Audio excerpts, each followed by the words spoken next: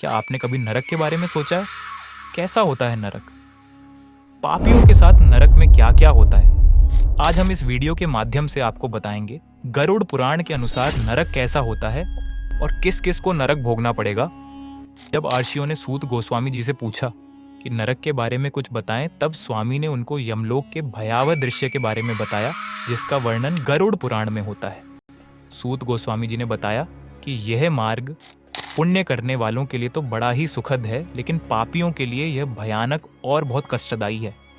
उन्होंने बताया कि जो लोग हमेशा पाप करते हैं, गलत संगति में रहते हैं एवं देवी संपत्ति से रहित रहते हैं और मोह के जाल में फंसे रहते हैं, वे लोग नरक की यातनाएं सहते हैं। सूत गोस्वामी जी ने बताया कि पाप के कारण व्यक्ति को बीमारियां होती हैं, जैसे कि मानसिक रोग या कोई शारीरिक रोग। ऐसे ही पाप के कारण व्यक्ति को जन्म, मृत्यु और बुढ़ापा भी आता है। व्यक्ति जब बूढ़ा हो जाता है, घर के लोग उसका सम्मान नहीं करते और वह बिना सम्मान के वह ऐसे ही पड़ा रहता है। साथ ही बुढ़ापे में उसका शरीर सही से काम नहीं करता और बीमारियां भी उसे जल्दी घेर लेती हैं। गोस्वामी जी ने बताया कि जब व्यक्ति मरने वाला होता है तो उसे दिव्य दृष्टि प्राप्त होती है, जिसके कारण वह लोक और परलोक दोनों को देख सकता है। गरुड़ पुराण के अनुसार मृत्यु के समय व्यक्ति को इतनी पीड़ा होती है जितनी 100 बिच्छू के एक साथ काटने पर होती है। गरुड़ पुराण के अनुसार यमदूतों के दर्शन होने पर व्यक्ति की इंद्रियां शिथिल पड़ जाती हैं और वह व्यक्ति कुछ नहीं कर पाता। वह अपने परिजनों को मदद के लिए बुलाना चाहता है, लेकिन नहीं बुला पाता। जो व्यक्ति पाप करते हैं उनको दोनों हाथों में पास धारण किए और क्रोध पूर्वक नेत्र वाले यमदूतों के दर्शन होते हैं, जिनको देखकर वह भय से कांपने लगते हैं। इस प्रकार यमदूतों को देखकर वह व्यक्ति अपना मल मूत्र त्याग देता है और उनके हाथों में पकड़ा हुआ वह अपने घर को देखने लगता है।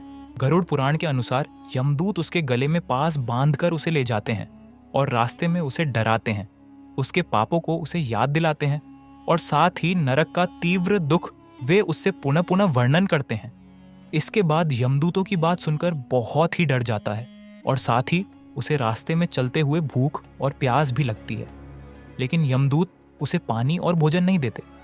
गरुड़ पुराण के अनुसार यमदूत उसे रास्ते में पीटते जाते हैं और उसे उन नरकों के बारे में बताते हैं जिनमें उसे लेकर जाया जाना है। सूत गोस्वामी जी ने बताया कि सैकड़ों और करोड़ों साल बीत जाने पर भी बिना भोगे कर्म फल का नाश नहीं होता। गरुड़ पुराण के अनुसार यमदूत उसे नरक की यातना के दर्शन कराते हैं और उसके बाद उसे छोड़ देते हैं।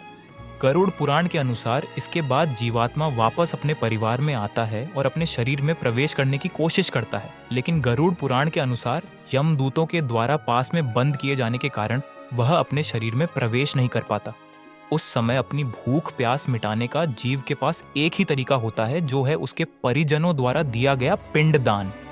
गरुड़ पुराण के अनुसार जिन लोगों का पिंडदान नहीं होता वे भूत बनकर यहीं पर भ्रमण करते रहते हैं और कई कई सालों बाद उनको दूसरा शरीर प्राप्त होता है। सूत गोस्वामी ने बताया कि सैकड़ों और करोड़ों साल बीत जाने पर भी बिना भोगे कर्म फल का नाश नहीं होता। अगर जीवात्मा ने कोई पाप किया है तो उसे उसका फल भुगतना ही पड़ता है, तभी जाकर वह पाप खत्म होता है, और जब तक वह उस पाप को भोग नहीं लेता उसे दोबारा मनुष्य शरीर भी प्राप्त नहीं होता। इसलिए पुत्र को चाहिए कि वह अपने पिता का 10 दिनों तक पिंडदान करे। पिंडदान को 4 भागों में विभाजित किया जाता है। उनमें से पहले 2 भाग पंचभूतों की पुष्टि के लिए होते हैं, तीसरा भाग यमदूतों के लिए होता है। चौथे भाग से उस जीव को आहार प्राप्त होता है जो यमदूतों द्वारा ले जाया जाता है। 9 दिन और 9 रातों में जीव का दूसरा शरीर बन जाता है और 10वें दिन उसमें कुछ शक्ति आती है।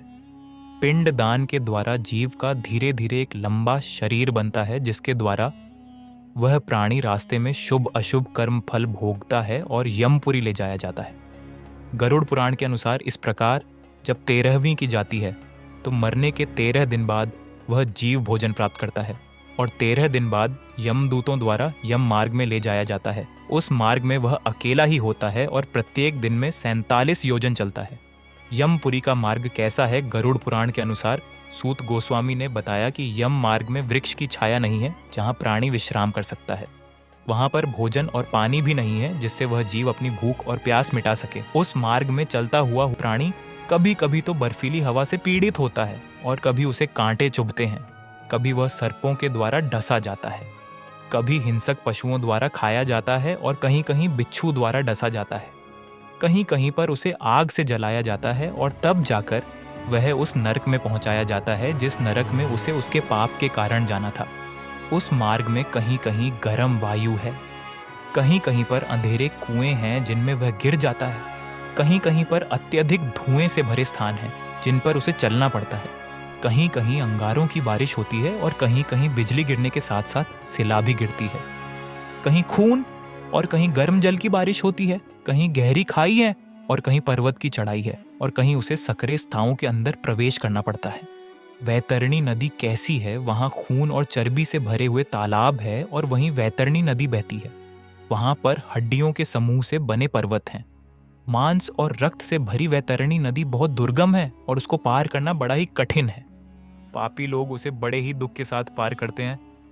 वह नदी सुई के समान मुख वाले भयानक कीड़े मकोड़ों से भरी है और वहां के पानी में मांस भक्षी, जलचर, मछली और कौवे रहते हैं। उस नदी के प्रभाव में गिर जाने पर पापी रोते चिल्लाते हैं और यह पैनी चोंच वाले जीव उसे काटते हैं। वह भूख और प्यास से व्याकुल होकर रोता रहता है। यह नदी पापियों के गिरने के लिए बनाई गई है और इस नदी का छोर कहीं दिखाई नहीं देता। यह अत्यंत दुख और बहुत डर उत्पन्न करने वाली है। यमपुरी के मार्ग में पापी क्या सोचते हैं, कुछ पापियों को जबरन खींच कर ले जाया जाता है और उनको बीच में कोड्ढे मारे जाते हैं। अत्यंत क्रूर यमदूत उनको पीटते हैं, तब उनको अपने किए हुए पाप याद आ जाते हैं और उनको ग्लानि का अनुभव होता है और इस तरह अति दुख पाकर पापी यमलोक को आते हैं। रास्ते में पापी अपने पुत्रों को पुकार कर मदद की याचना करता है, लेकिन उस मार्ग में उसे कोई नहीं बचा पाता। वह रोता है कि मैंने कभी दान नहीं किया, मैंने कभी हवन नहीं किया, तपस्या नहीं की और पूजा पाठ भी नहीं किया, विधि विधान से कभी तीर्थ भी नहीं गया, इसीलिए मैं ये सजाएं भुगत रहा हूँ। वह सोचता है कि मैंने कभी परम भगवान की पूजा नहीं की, कभी मैंने ब्राह्मणों की पूजा नहीं की, कभी मैं तीर्थों में नहीं गया, कभी मैंने गंगा स्नान नहीं किया, सत्पुरुषों की सेवा नहीं की, कभी भी पशु पक्षियों के लिए जलाशय का निर्माण नहीं किया और कभी भी कोई पुण्य नहीं किया, इसलिए मैंने जो किया है उसी का फल आज मुझे मिल रहा है। वह सोचता है कि मैंने कभी दान नहीं किया, शास्त्रों का अध्ययन नहीं किया, पुराणों को नहीं सुना, संतों की पूजा नहीं की, इसलिए मुझे इस स्थिति में रहना पड़ रहा है। नारी जीव भी सोचते हैं कि मैंने पति की अच्छे से सेवा नहीं की, पति की आज्ञा का पालन नहीं किया और पतिव्रत धर्म का भी पालन नहीं किया, जिसके कारण मुझे यह यातनाएं मिल रही हैं। अगर आपको यह वीडियो पसंद आया हो तो इसे लाइक करें, अपने दोस्तों के साथ शेयर करें और चैनल को सब्सक्राइब करना ना भूलें। साथ ही कमेंट करके बताइए कि आप किस विषय पर अगला वीडियो देखना चाहते हैं। फिर मिलेंगे एक और अनोखी कहानी के साथ। तब तक के लिए जय श्री कृष्ण।